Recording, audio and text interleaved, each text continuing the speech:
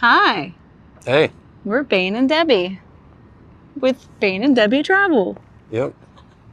So, on this video, we are going to talk to you about the DAFT Visa because on our last video, we got a lot of questions about what the heck is that. So we're here to answer those questions. DAFT means Dutch America Friendship Treaty, and it was a way after the war to bolster the economy of the Netherlands. It's available to Americans and Japanese, apparently. Yes. And it is a small business visa. It's technically not a visa. It's technically a permanent residency, which is not a visa. And it's a little bit different in that respect, but the Netherlands technically doesn't have any visas. So just wanted to clarify that in case that does come up. Because when I called IND, they said, we don't have any visas. What are you talking about? So since we talked about a little bit about what is the DAFT visa, this is, as Bane said, it's a small business or entrepreneurship visa that allows you to start a business in the Netherlands, and that could be through either two different ways. One is a ZZP, which is a sole proprietorship, and the other is a BV or BV, which is more of like an LLC. So if you have a little bit of a bigger business, or you expect to have more income, they're saying that it's not really worth it because you do need to hire a lawyer. It's a little bit lengthier process than the sole proprietorship. And you will need to hire a lawyer for the BV as opposed to the ZZP, which you can do yourself. That's what we'll be doing. Really easy form to just complete yourself and then submit. One caveat is you need to have 4,500 euro in your bank account that you cannot touch for 2 years. So that's something to also consider as an expense on top of just the application costs and that sort of thing. They are not very expensive. I think when I broke everything down for the residency permits, hiring a bookkeeper, business insurance, all of the things that you're going to need for the business specifically, it was about $1,500. So that part isn't very costly, but just keep in mind you need to have 4,500 euro set aside in your bank account that you cannot touch for those 2 years. So another thing, speaking of the 2 years, is how long is the permanent residency? We'll call it a visa for the sake of argument. How long is the DAFT visa good for? It is good for 2 years initially, and then you can renew for another 5 years. So we plan on going the full 7-year route. Yeah. Another thing is that after that, you can apply, I believe it's after 5 years of permanent residency in the Netherlands, you can apply for citizenship. But another caveat is currently the Netherlands does not allow dual citizenship. So that's something else to keep in mind. So if you're looking at where can you move to that you can get dual citizenship, even though this is going to be a very easy visa process, it's, I guess that's one hurdle that you need to consider is you're currently not able to get or have a dual citizenship with the Netherlands. Another thing to consider is what documents do you need? Luckily, my wife has made a detailed list of all the documents you need. They need to be apostilled and 6 months fresh. So this is an example of my birth certificate that has been apostilled. So I actually was born in Virginia, so I have to, well, it's a little complicated. So each state is a little bit different. in regards to how old the document can be for them to even apostille it. So in the state of Virginia, it is 6 months is the oldest the document can be. So I have documents that are years old, decades old, that are my birth certificate. So I had to obviously send this off to request a fresh one. And then as soon as I received that, then I had to mail that off to be apostilled again. So I ended up with a beautiful fresh birth certificate and then had to mail that off to get apostilled at the Commonwealth of Virginia. So this is just an example of my birth certificate, and then we have Bane's birth certificate and marriage license. Something to keep in mind that we didn't think about is that the document itself is going to be, as you can see, kind of holstered to your apostille. So it's no good without the apostille attached to it, right? So that means this is only good for an apostille, right? So you may want to consider getting a couple of extra copies that are not apostilled, that aren't, basically tethered to that document. So everything that you do need to apostille is only going to be birth certificates, divorce papers, marriage licenses. Those are going to be the only things to apostille. So you may have noticed we changed locations. We're no longer at Six Flags because we had some technical difficulties. So we are back in our drabby, boring hotel. I'm sorry it's not as scenic, but we're still going to give you the information. Mm-hmm. So it's not stopping us. We're rolling with the punches here. So where we left off was we were talking about all the documents that you're going to need. Most of the time you're able to, probably quickly, I don't want to say quickly, it does take time to get all of your documents apostilled. But if there's a delay or there's, any hiccups with getting that done, you can still get those done when you are in the Netherlands. So don't fret. There's a way. I'm going to put a link below to a company that will help you if you are in the Netherlands and you need to get your documents apostilled. Okay, so we talked about a little bit about the business type and between ZZP and the BV. There are a lot of nuances, and I don't want to get into the weeds of that in this video.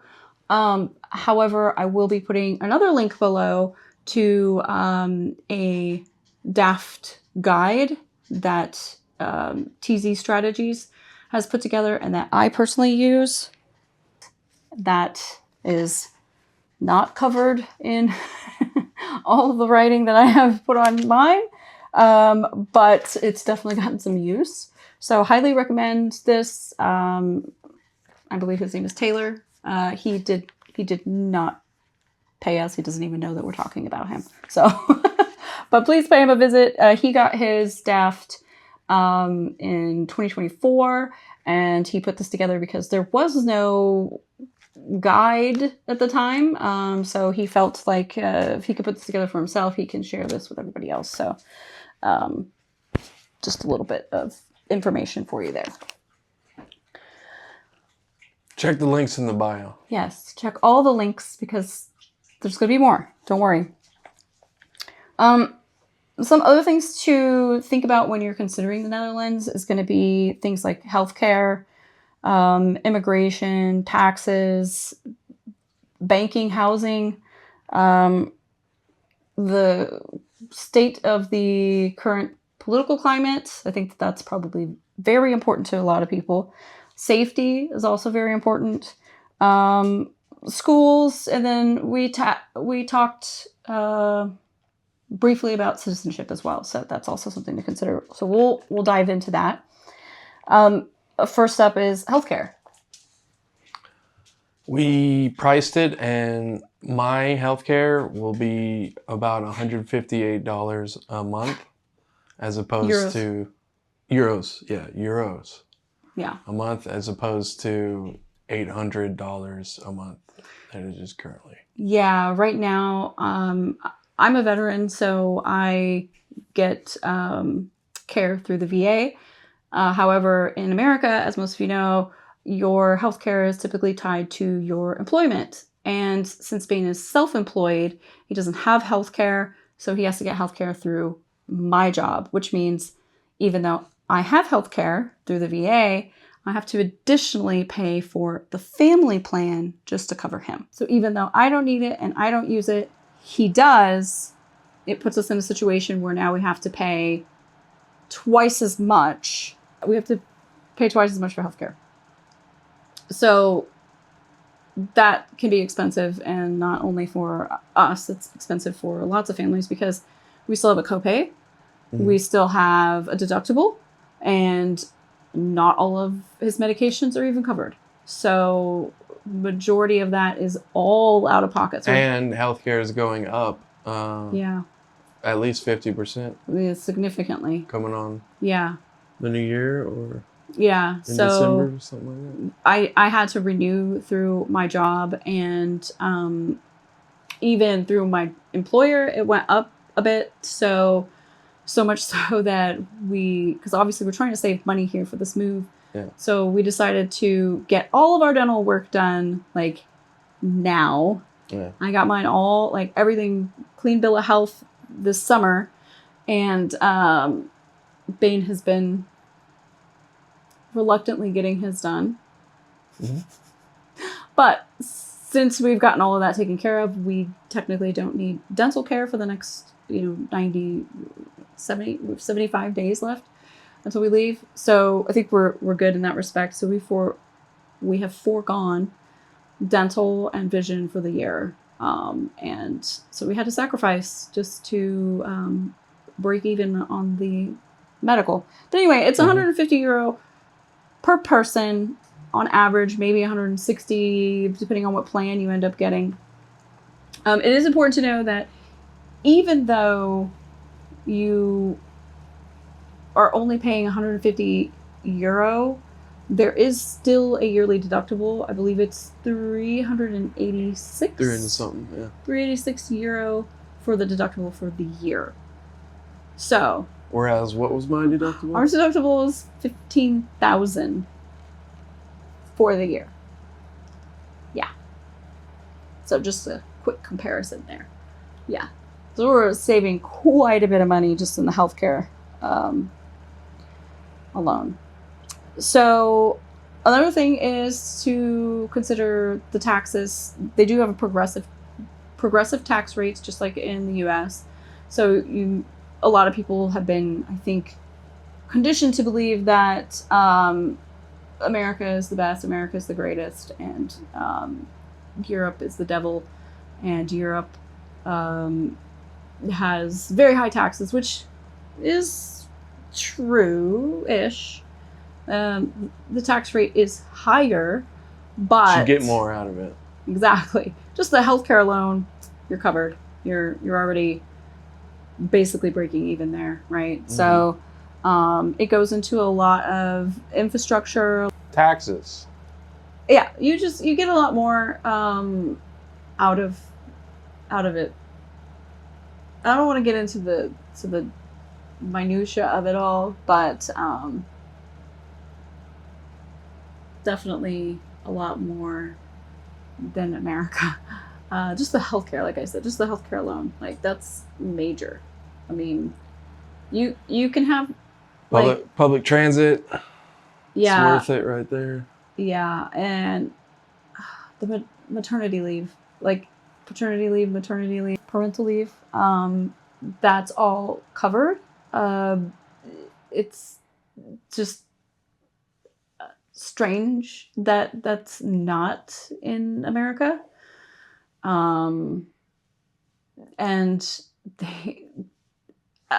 I don't know enough about all the details on the parental leave, but I do know that it's, I believe, a year of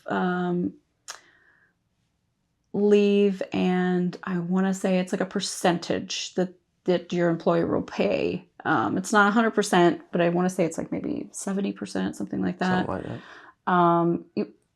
You get a I don't want to call them a maid, but it's like a assistance from the government where a person will come into your home and cook meals. Clean. They'll clean. They'll help you. All paid by the government. And then you also have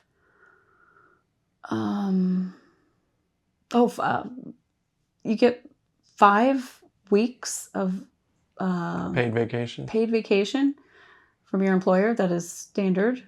And possible 2-year burnout leave. Yes, I was about to mention that. I'm glad you brought that up. 2 years burnout leave. Yes. Yeah. There's just a lot of added bonuses in there. So I don't want to get too much into the immigration, which I think goes kind of hand in hand with the citizenship. But again, it is 5 years after you have been here as a permanent resident that you qualify for citizenship. Let's see. Then we have probably the biggest thing, which is housing. So there is a housing crisis in the Netherlands, and you're going to need to financially be prepared for that. Mm-hmm. And what I mean is that is the biggest thing that I don't want to say that we're struggling with, but that we've had to... Paying a year up front is... Yeah, I'm struggling with that. So you have to pay for 12 months or 1 year up front. And then first and last. Yeah. So 15 months rent. Well, that's 14 months. 14 months. Well, with the Makelaar. Then you have to pay your Makelaar, which is your realtor, the equivalent of 1 month's rent. So, like he said, essentially 15 months of rent you need to have saved. Your Makelaar may not even work with you, or I don't want to say not hire you because you hire them, but if you don't have at least 6 months of savings available. So we do have 6 months of savings. We don't currently have the whole year. We're really close to that though. So our Makelaar was like kind of like by the skin of our teeth. We got her, I think. So I think that you could try to go at it on your own without a Makelaar, but expect probably... I've heard months and months and months from some people of waiting to find a place. There's a lot of intricacies that go into it, a lot of work that our Makelaar is doing for us. She has a lot of connections, and she has landlords that she's already worked with that do understand the DAFT Visa and what that means and what that looks like, whereas some other landlords may not even know what it is, and it could be very off-putting. The Dutch are pretty straightforward people, and if they don't understand it right away, they just kind of dismiss it and move on, basically. So, highly recommend hiring a Makelaar, for sure. Another thing is relocation tours. So we did just get back about a month ago from doing a relocation tour with GTFO Tours. GTFO Tours.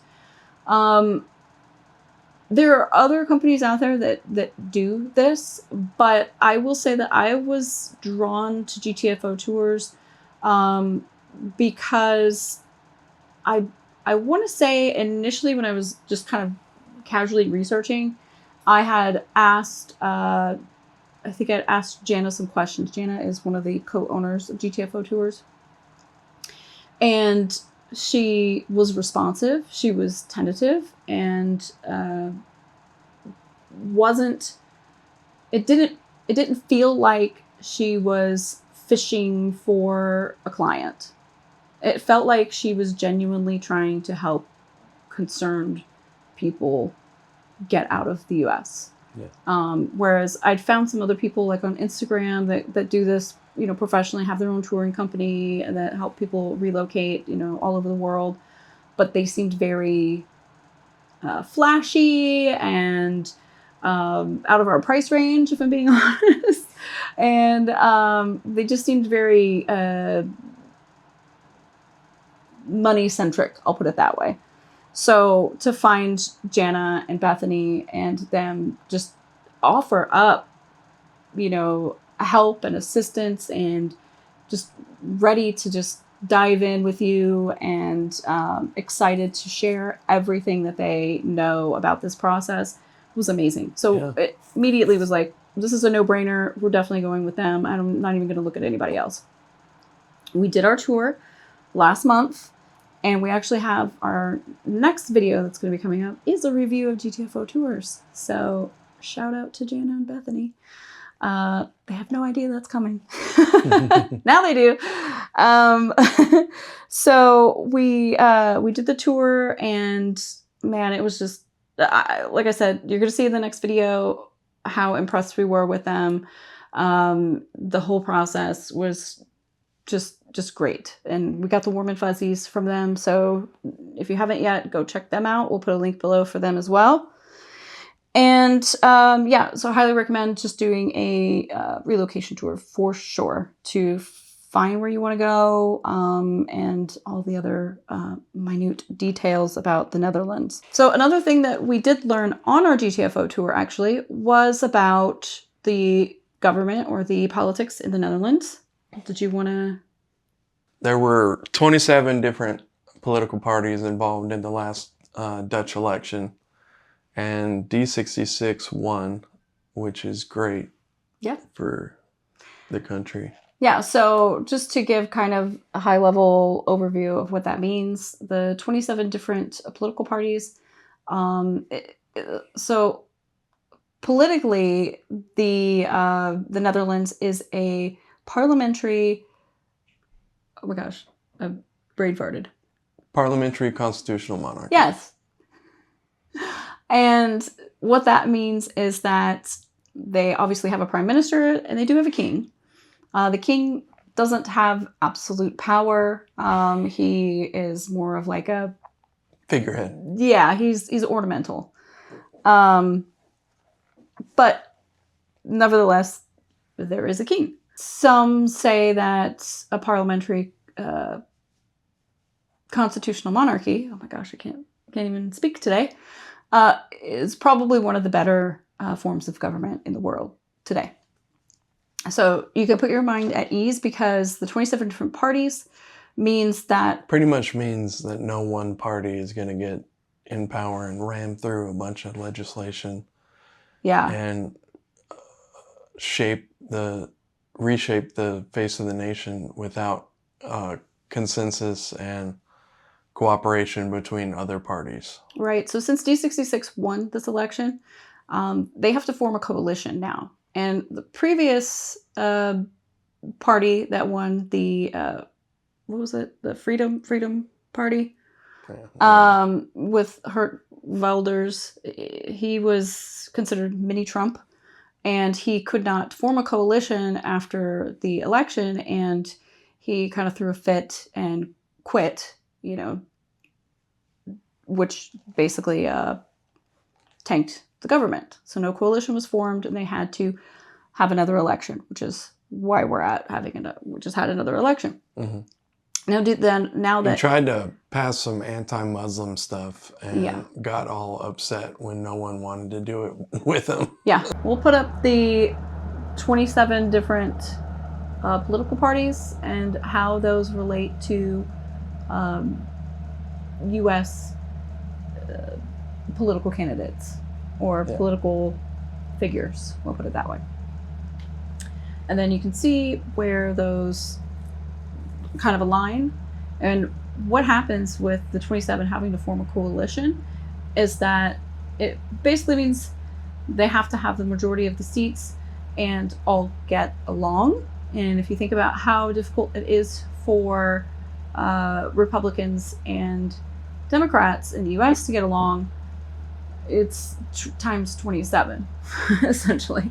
So when you think of it like that in those terms, it prevents sort of an absolute power from being able to take over because one party is not going to be able to have all of those seats or the majority of the seats in the government. So it does prevent what's happening in the US from happening in the Netherlands. It's literally designed in that fashion so that this doesn't happen. Another thing to consider is safety. Actually, this month, well, technically end of October 28th, I think is when it was published, but Berkshire Hathaway's put out a article basically saying that they had done research and polling.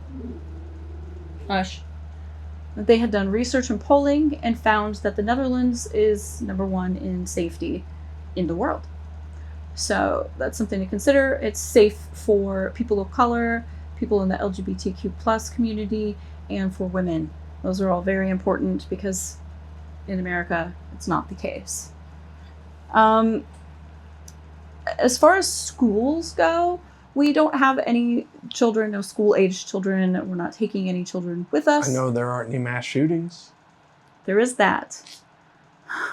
That kind of goes along with safety as well, right? So I think when we were discussing the safety, when we were on the GTFO tour, a couple of people just kind of quickly pulled up like, well, what are the stats on that, right? And I think it was over 200,000 murders happened in the U.S. 223,000 in the U.S. in 2024. 120 or 135, something like that. I think it was 140. 140 murders total for the Netherlands.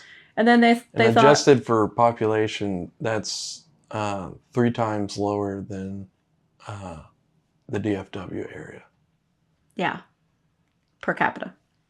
So just to put that into perspective, how many of those were gun violence in the Netherlands? I don't know. I believe it was 24.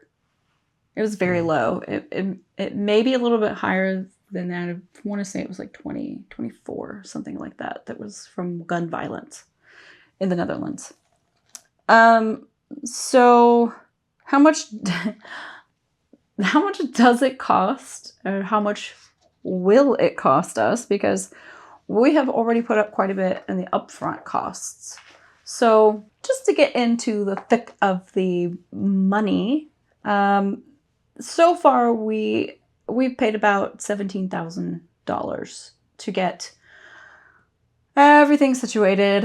As far as dogs were probably one of the most expensive pieces on here. We had to get their shots. We had to get exams.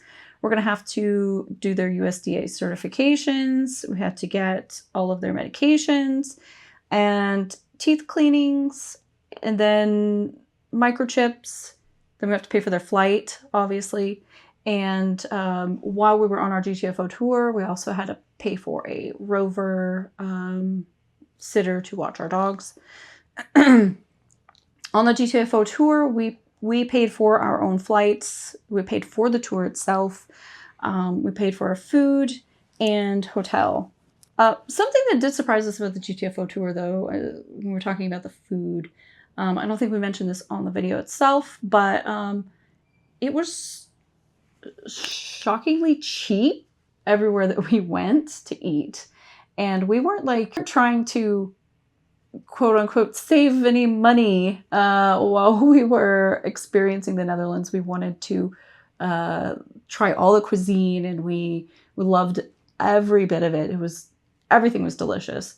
And we spent, for the two of us, for the 9 days that we were there, we spent 1,200 euro. So I think that was about what I kind of budgeted for us to spend. I think I actually budgeted 1,500 to spend. And I think that that's almost spot on when you convert that to dollar.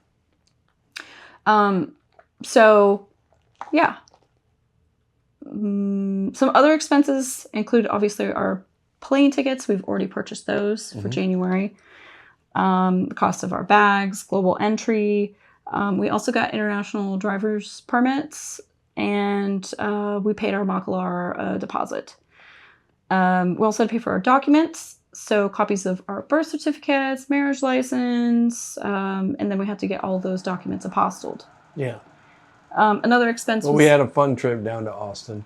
Yeah, Yeah. we just took a day and drove to Austin, got everything apostilled. We made an appointment.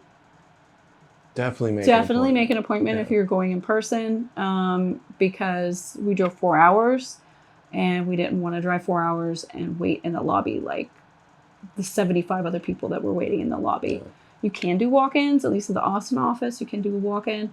But we wanted to make sure that we were squared away. So we made an appointment, drove down there, got stamped in under 10 minutes, and we were out of there. Yeah. Whereas other people were still waiting in the lobby for their documents. Other costs were moving costs. Because we obviously moved out of our house, because our last video, you could see that we were in our home still. So we are now obviously in a hotel. We will be here until January.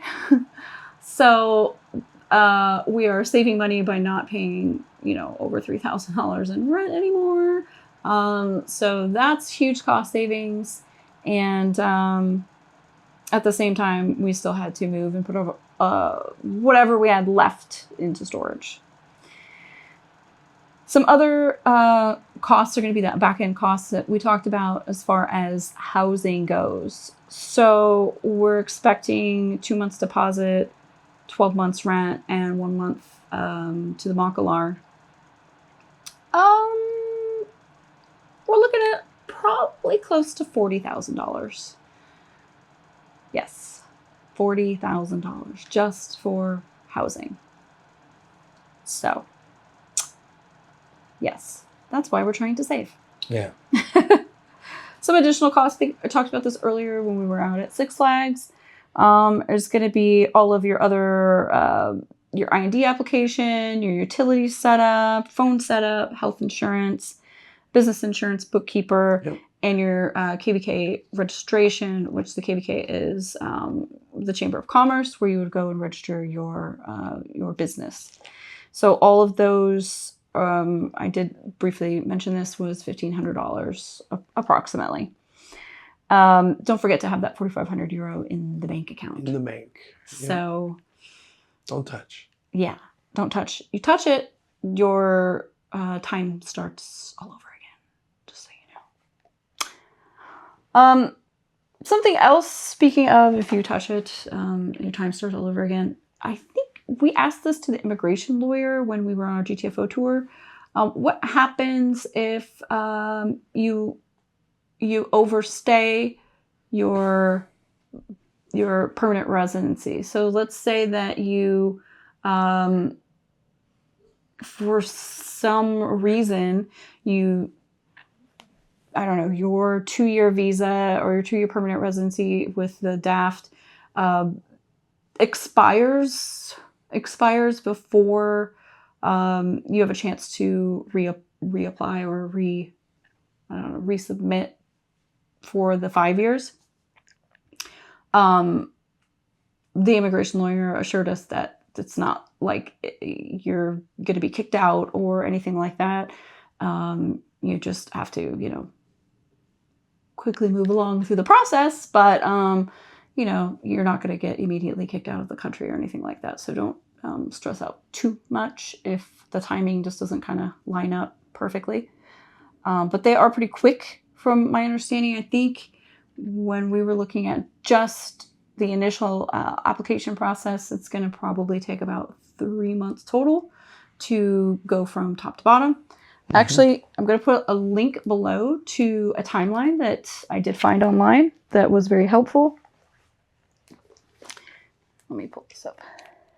Oh, you don't have to be as neurotic as me. I do have a whole binder dedicated to leaving America. So, like I said, you don't have to be as neurotic as I am, but it pays off. It does. This is a copy of the I&D application for the DAFT Visa. This is, I'll put the link in below as well.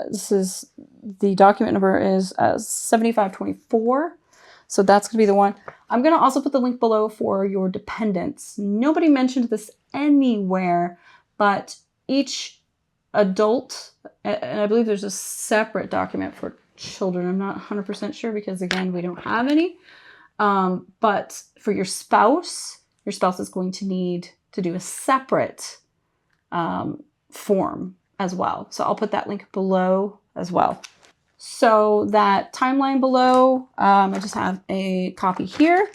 And it shows that this person started the process April 17th, and then they were able to go pick up their residency card August 17th. So what is that? 4 months? Exactly, 4 months. So about 4 months. I have heard that the process has changed a little bit. They make it a little bit easier. So approximately, I have heard crazy numbers. I've heard people say 3 weeks they're able to pick up the residency card. But I think that the general rule of thumb is about 3 months, just to be safe. You also have, as an American, to be in the country or in the Schengen zone for 90 days without a visa or residency permit. So that's about the length of time that's going to take. So as soon as you arrive into the Netherlands, go ahead and just start that application process. Some other reference materials, I'm also going to put a link below as well. A lot of links, people. Yes, lots of links. We also stopped at the Hague International Center, and we picked up some handy dandy books. Got a little. It's really cool. Yes, yeah, it's a really cool space. But they go into very great detail, even having like a checklist. They also have an app. They can help you with registration. They can help you with finding a job. I think that for me, since I'm able to work under the DAFT Visa as a spouse, I'm going to heavily rely on the Hague International Center for assistance with trying to find a job that allows me to work not knowing any Dutch. I know a little bit, but I'm also going to have to take some Dutch classes as soon as we get there. But they have a whole website dedicated to internationals that are English speaking to find jobs. Mm-hmm. Another link I'm going to put below here is the book by Kristen Wilson, Moving Abroad for Dummies. She's also a YouTuber, traveling with Kristen. I found this book to be very helpful, so maybe you can find it useful as well. All right. I think that's it for today's episode. I think so. If you guys have any questions, please just reach out to us. Leave a comment, ask away. We are more than welcome to answer questions, and help kind of guide anybody. Even if we don't know the answer, maybe we can point you in the right direction. But there's a lot of questions that have been coming up about the DAFT visa. What is the DAFT visa? How do I do that? What is it? Do I qualify for it? And so just reach out to us, ask us, and we'll try to help you out. Like I said, I'm putting a lot of links below to help answer some of those questions, though. Everything that we used in our research process it's going to be links below. So go ahead and check those guys out. And that's it from us. Like, subscribe. I hope you guys enjoyed this video. All right, later. Until next time. See you out there.